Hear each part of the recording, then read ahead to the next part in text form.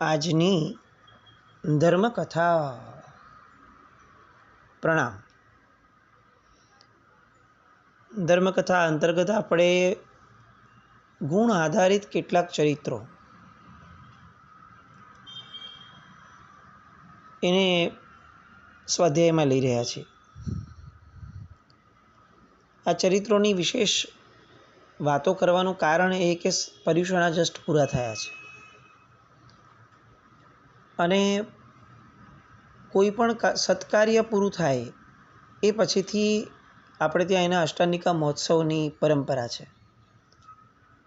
સામાન્યતઃ અત્યારે આપણે લોકો આગળથી મહોત્સવ કરતા થયા, પરંતુ આપણી મૂળભૂત પરંપરા જે છે એ કાર્ય પૂર્ણ થયે એનો આનંદ જે છે એ સીધો ઓસરી ન જાય એ ભાવ માટે એને દ્રઢ થાય આત્મા પર એના સંસ્કારો, એટલા માટે એનું આસેવન ફરીથી કરવા માટે 8 દિવસના મહોત્સવની આપણે ત્યાં પરંપરા છે.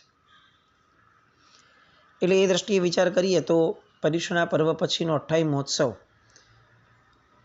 એ એટલા માટે થવું જોઈએ કારણ કે પર્યુષણા પર્વ દરમિયાનમાં જે ગુણો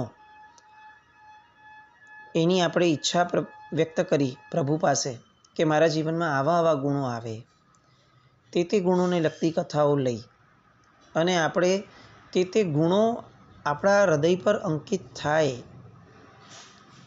એવી ભાવના ભાવવામાં, એને દ્રઢ કરવામાં આપણે પ્રયત્નશીલ બનીએ છીએ. આપણે ગઈકાલ સુધી એ કથા જોઈ કે શીલ ધર્મ કેટલો મહત્વનો છે. સંયોગ અને વિયોગ એ બધાની અંદરમાં જો આપણે ધીરતા અને સ્થિરતા રાખીએ તો આપણા જીવનની અંદરમાં આર્ત ધ્યાન એ કઈ રીતે દૂર થઈ શકે. રાજા ચંદન અને મલયગીરીની એ કથા અને એના પછીથી હવે બીજો એક ગુણ કે જે ગુણ આપણા બધાના જીવનમાં ખરેખર બહુ આવશ્યક છે કેળવવાનો, એ ગુણને અનુરૂપ જે એક કથા છે એને આલંબનરૂપ એ કથા તરફ આગળ વધીએ. કથા છે હસ્તિનાપુર નગર, અશ્વસેન રાજા અને એમના પત્ની સહદેવી. આ બંનેઓને થયેલ પુત્ર રત્ન કે જેના જન્મ પહેલાં સ્વપ્નો આવ્યા હતા માતાને, એવો આ પુત્ર રત્ન અને જેનું નામ પડ્યું હતું સનતકુમાર. બાલ્યવયની અંદરમાં વિદ્યાભ્યાસ વગેરે પ્રાપ્ત કરી અને યુવા અવસ્થાની અંદરમાં એમણે પ્રવેશ કર્યો. રાજપુત્ર છે એટલે રૂપની અંદરમાં, લાવણ્યની અંદરમાં, સમૃદ્ધિની અંદરમાં એ ક્યાંક ને ક્યાંક આ જગતથી બહુ જ વિલક્ષણ થાય એવું વ્યક્તિત્વ, અને એમાં પાછું ચક્રવર્તીપણાનું પુણ્ય લઈને જન્મેલું વ્યક્તિત્વ. આપણે ત્યાં તીર્થંકર પરમાત્માનું રૂપ સૌથી સર્વશ્રેષ્ઠ આ જગતમાં, એ પછીથી ગણધર ભગવંતોનું રૂપ સૌથી શ્રેષ્ઠ આ જગતની અંદરમાં, એ પછીથી જો કોઈનું રૂપ શ્રેષ્ઠ હોય તો એ ચક્રવર્તીઓનું હોય.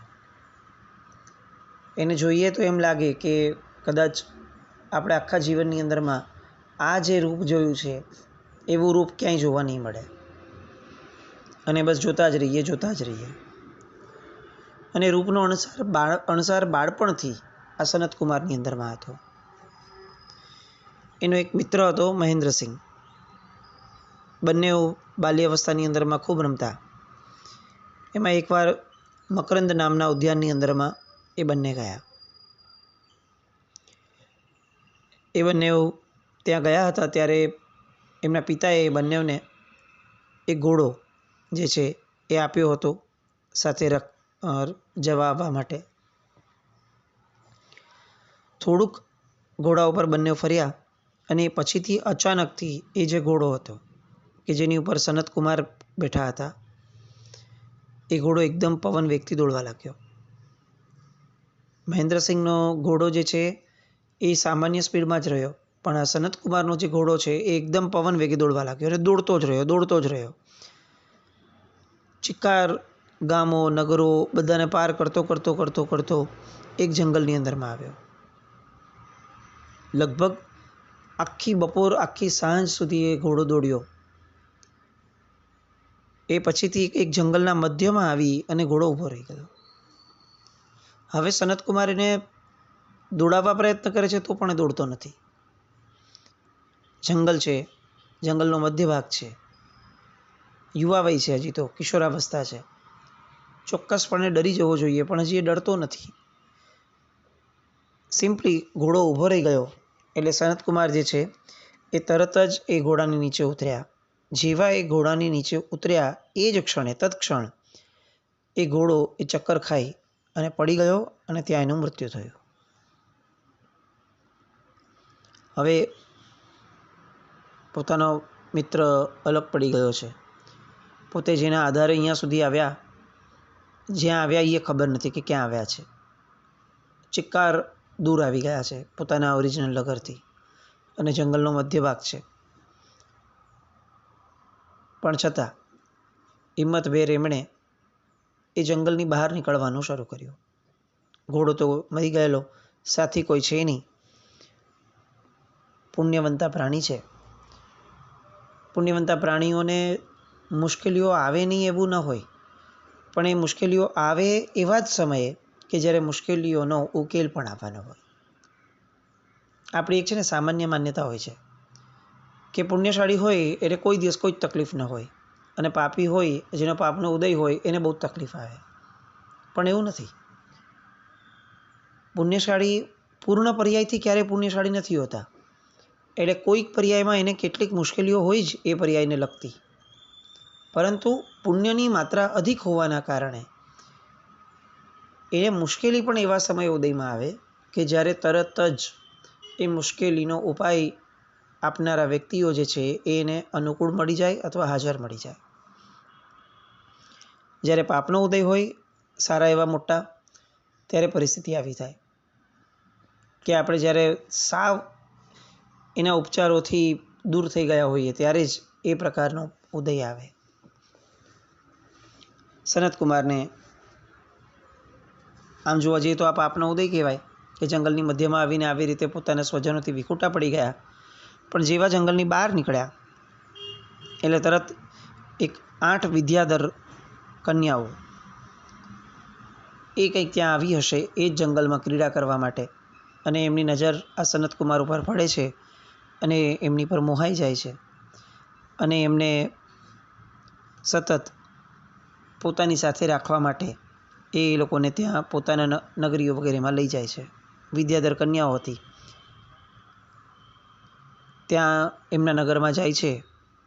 સુનંદા, વંધ્યાવલી, ચંદ્રયશા આદિ જે 8 વિદ્યાધર કન્યાઓ છે એના નગરમાં લઈ જાય છે. એમના પિતા વગેરેને જુએ છે, રૂપ જુએ છે. એમને પણ લાગે છે કે બહુ વિશેષ છે અને એના લગ્ન આ 8 કુંવરીઓ સાથે કરાવે છે. જે ઉદય કર્મનો હતો, પાપ કર્મનો, એ જ ઉદય પુણ્યકર્મના ઉદયમાં ટ્રાન્સફર થઈ ગયો.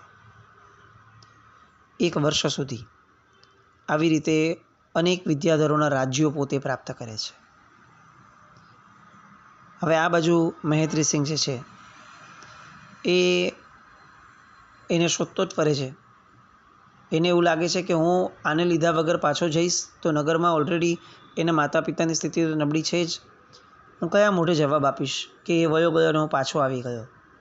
ગાઢ મિત્ર છે એટલે ગોતવા નીકળે છે. એમ ગોતતા ગોતતા 1 વર્ષ પછીથી એને એક ઉપવનની અંદરમાં એને સનતકુમાર દેખાય છે, પણ જુએ છે તો આ સનતકુમાર તો વિદ્યાધર કન્યાઓ સાથે મોજ માણી રહ્યો છે. એટલે તરત જ એ એની પાસે જાય છે. સનતકુમાર કહે છે કે આવ, હું તને મારા રાજ્યોમાં લઈ જાઉં, નગરમાં લઈ જાઉં. પણ ત્યારે ના પાડે છે કે મિત્ર, તારા વીરની અંદરમાં તારા માતા પિતા છે ને એ તડપી રહ્યા છે, બહુ જ રુદન કરી રહ્યા છે. તારું કર્તવ્ય છે કે તારે ગમે તે ભોગે અત્યારે એમને એ દિશાની અંદરમાં સાચવી લેવા જોઈએ. તરત જ સનતકુમારને લઈને હસ્તિનાપુર આવે છે. ત્યાં આવી અને માતા પિતાનું સાથેનું એનું મિલન થાય છે. પિતા આ એક પ્રસંગને આલંબન લઈ અને દીક્ષાના માર્ગે અંગીકાર કરવા માટે આગળ વધે છે. સનતકુમારને રાજ્ય સોંપે છે. આ એવી આર્ય પરંપરા હતી ને કે જ્યાં પ્રસંગોએ જીવ પોતે ચિંતન મનનના કારણે વૈરાગ્ય પામતા હતા. અને આજે આપણે અત્યારે એવી વિચિત્ર પરંપરામાં ધર્મ કરીએ છીએ કે આપણા કોઈના હૃદયની અંદરમાં ધર્મના પ્રસંગોમાં પણ વૈરાગ્ય પ્રગટ થતું નથી. વાત મૂળભૂત એ નથી કે આપણાથી સુખો નથી છૂટતા, કારણ કે આપણા સુખો તો આ પૂર્વપુરુષોની સામે તો કદાચ ક્ષુલ્લક પણ ન કહી શકાય એવા છે. મૂળ ચિંતન મનનની ધારા જે આપણી તૂટી ગઈ.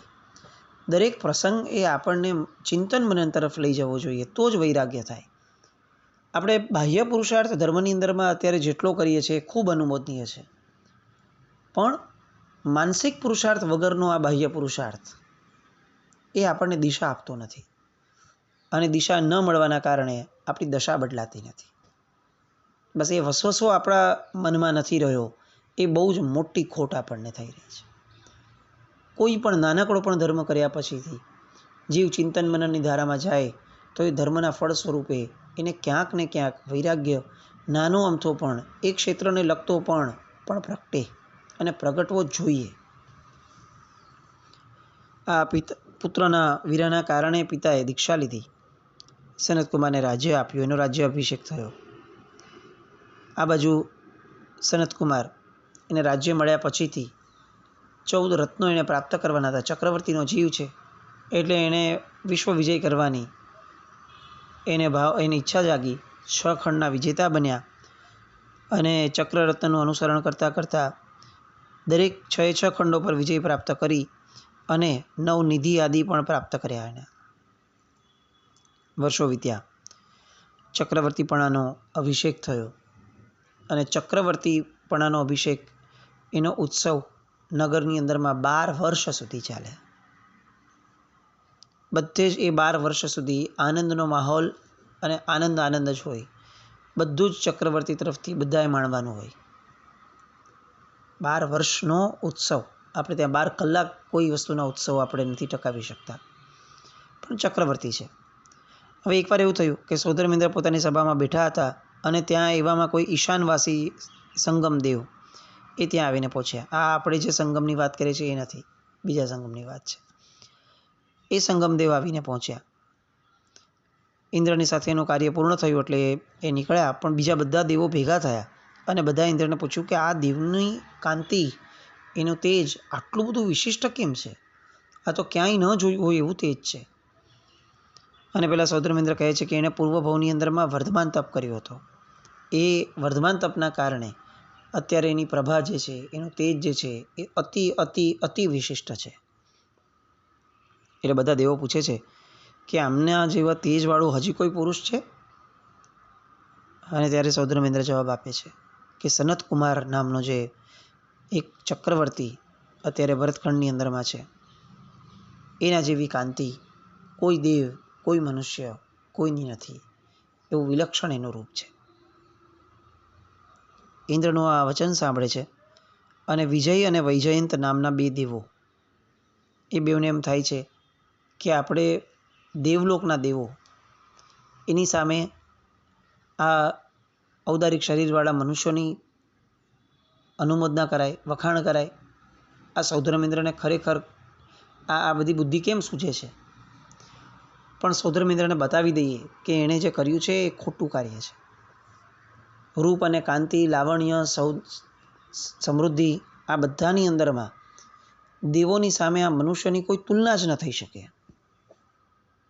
આવું સાબિત કરવા માટે એ બંને દેવોએ બ્રાહ્મણનું રૂપ કર્યું અને સનતકુમાર જ્યાં બિરાજમાન હતા તે નગરીની અંદરમાં એ લોકો આવ્યા. સવારનો ભાગ હતો. સનતકુમાર જાગ્યા પછીથી હજી સ્નાનાગારમાં જવાની તૈયારી કરતા હતા અને એ જ સમયે આ બંનેઓને બ્રાહ્મણના રૂપમાં જોયા. એકદમ ટગર ટગર જોઈ રહ્યા છે.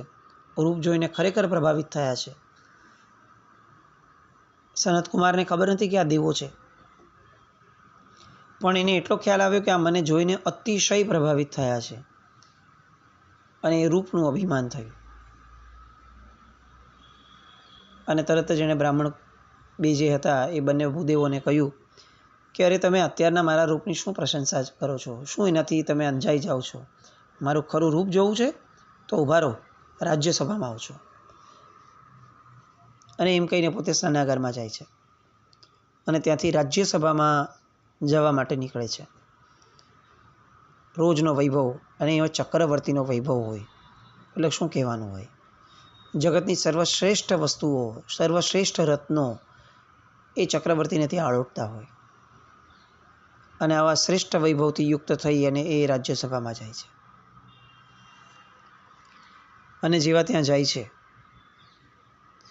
અને સનતકુમાર એ બંને બ્રાહ્મણોની સામે જુએ છે અને આ બંનેનું રૂપ જોઈ છે અને તરત જ બંને બ્રાહ્મણો એ માથું હલાવી અને જાણે હતાશ થઈ ગયા હોય એવી રીતે ઊભા રહી જાય છે.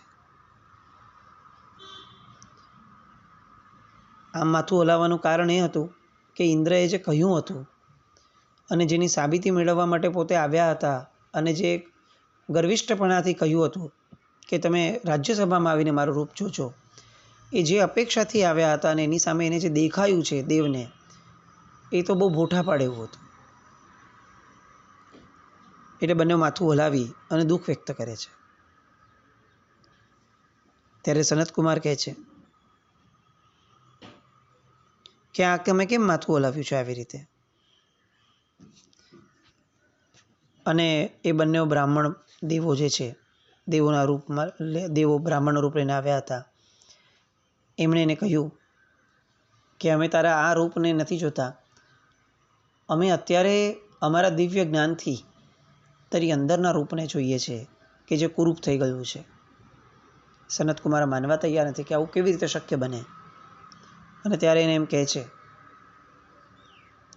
કે એક કામ કર, આ તારું થૂક છે ને એને થૂકદાનીમાં નાખ અને તને જો એ થૂકદાનીમાં રહેલા થૂકની અંદરમાં તને જીવો દેખાશે.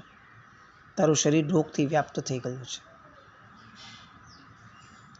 સનતકુમાર માનવા તૈયાર નથી અને આ બ્રાહ્મણોને જીવો થૂકે છે એટલે તરત જ એ પોતાના નાક દબાવી દે છે અને તરત કહે છે કે તારા શરીરમાંથી વાસ આવી રહી છે.